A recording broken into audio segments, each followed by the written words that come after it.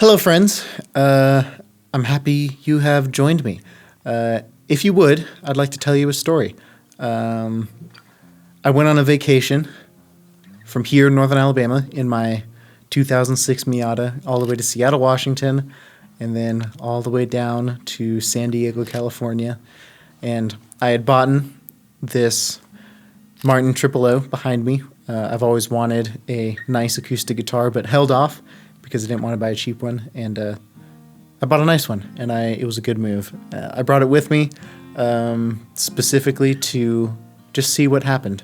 And in one of the Pacific enclaves of Olympic National Park where I was camping, I walked up the coast on this rocky beach for maybe 2 hours straight and made it past all the tourists, then past all the hikers, and then right where no one else had made it. And I sat there and I wondered at, the goodness of life, the blessing that it is for me to be able to take such a trip is gorgeous. And I got thinking about the land and the sea and the delicate dance in between. That verse, the delicate dance between the land and the sea. It's inspired a documentary I'm working on Martin Luther. People are pretty bad at looking at things non-dualistically. It's always the land or the sea, never the delicate dance of the shore in between. The German one.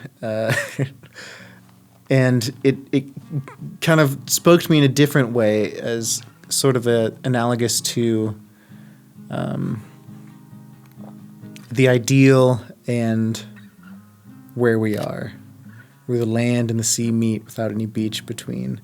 I don't want to live, in the in between heaven, as you might say, and reality, as you might say. I want those two worlds to collide, violently sometimes and beautifully other times. And I want to live there between the two, where they meet and shake hands and delicately dance and trade off and create this wonderful reality that we live in.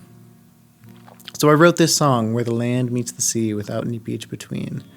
Been thinking a lot about wonder and my travels to Istanbul. I'm dreaming and thinking of going back for a master's degree if this whole music thing doesn't work out. Like, comment, subscribe, download, follow on Instagram, all that.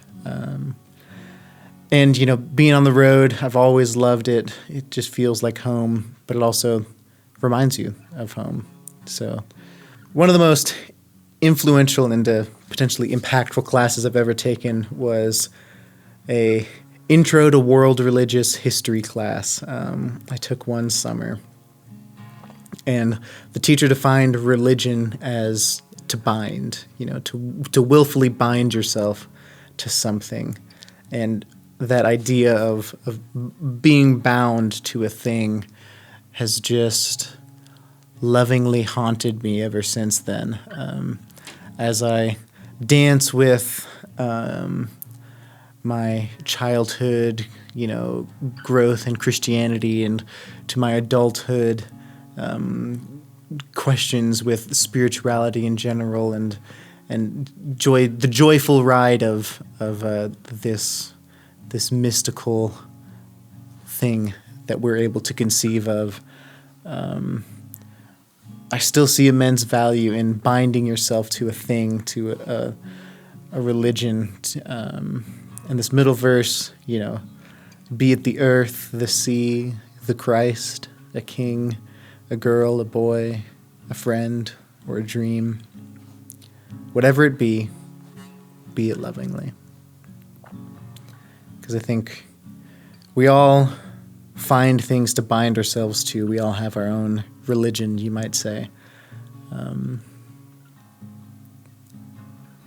And who's to say exactly what the right one is? Certainly a lot of people do. I have before.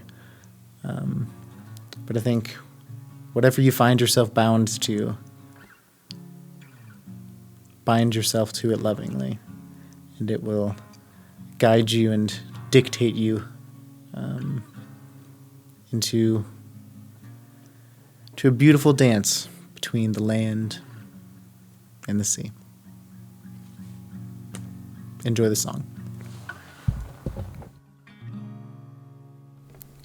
Ladies and gentlemen, Antipodal Belief.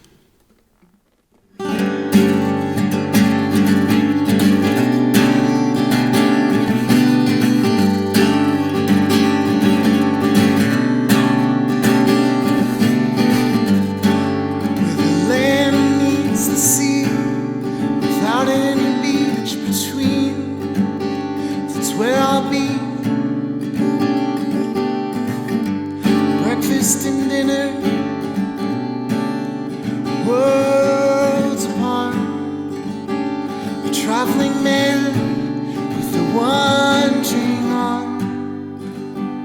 Jagged peaks and sultry sea. Scrambled eggs and Turkish tea. Northern fjord and southern heat. Antipodal belief.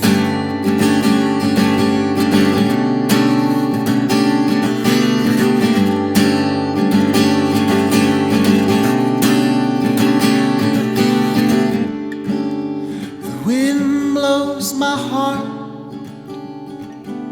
about, hovering over waters, climbing jagged peaks, reaching to eternity. A wonderful spirit within me. Better to be alone and free.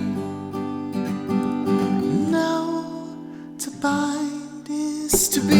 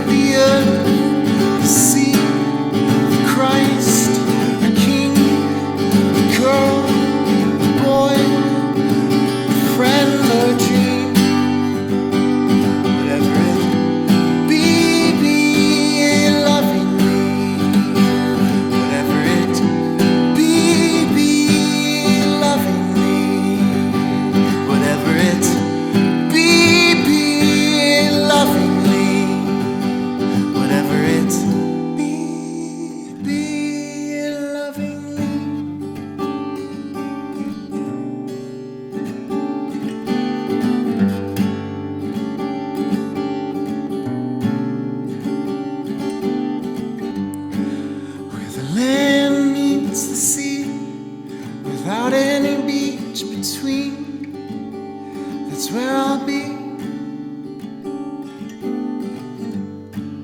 Where eternity and modernity meet